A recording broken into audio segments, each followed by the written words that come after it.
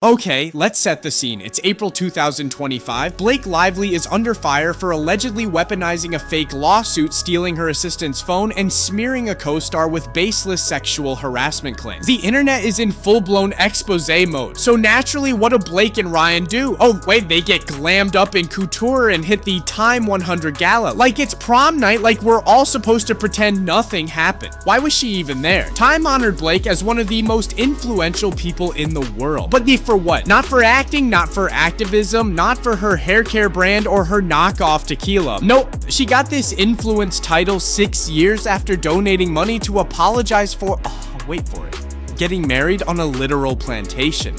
Yes, that was her redemption arc. I have so much to say about the last 2 years of my life, but tonight is not the forum. What I will speak to separately is the feeling of being a woman who has a voice today.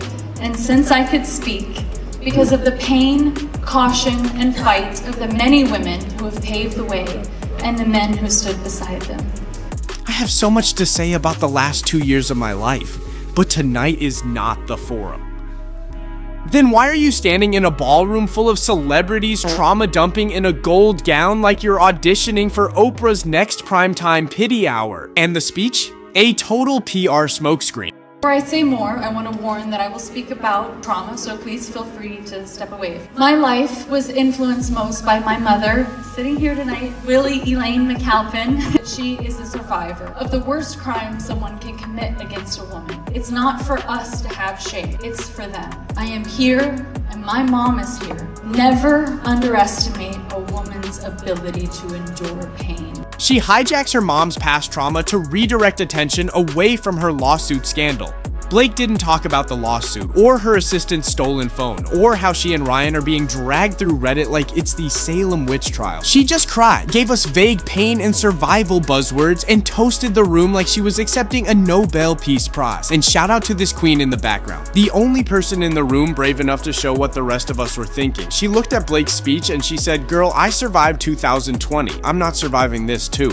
And here's the kicker. Blake didn't accidentally land on that Time 100 list. This wasn't some organic, wow, she's so inspiring moment. No, this was strategic, bought and paid for, just like the rest of her crumbling PR machine. Think about it. At the exact moment the internet was exposing her for allegedly stealing an employee's phone, faking lawsuits, and bullying a co-star out of a career, all magically she gets crowned one of the most influential people. Like we were all just gonna forget that Reddit was roasting her harder than a Thanksgiving turkey? And what does she actually bring up in her speech? Not the stolen phone, not the sham lawsuit, not the dozens of women hurt behind the scenes. That she had the guts to say, wait, and I quote, "It's not for us to have shame, it's for them."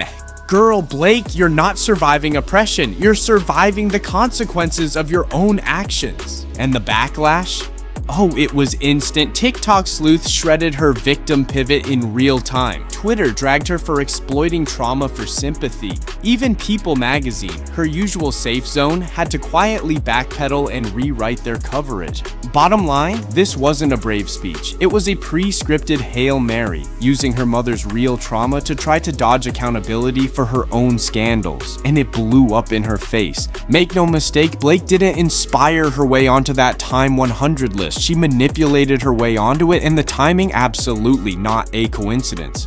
And let's be real, this isn't the first time Hollywood has weaponized feminism as a shield for bad behavior. Women like Blake Lively are making it harder for actual survivors to be heard. They're cheapening real pain for clicks, clout, and PR pity points. It's not empowering, it's exploitative, and it's exhausting. Blake Lively isn't some innocent princess. She's not brave, she's not a survivor. She's a professional manipulator who weaponized real trauma to cover her own scandal and dragged her family, her fans, and her entire career down with her. Every time someone fakes victimhood to cover a scandal, real survivors get pushed further into the shadows, and the media, they eat it up. Blake didn't just tarnish her own image, she tainted the very cause she's pretending to stand for.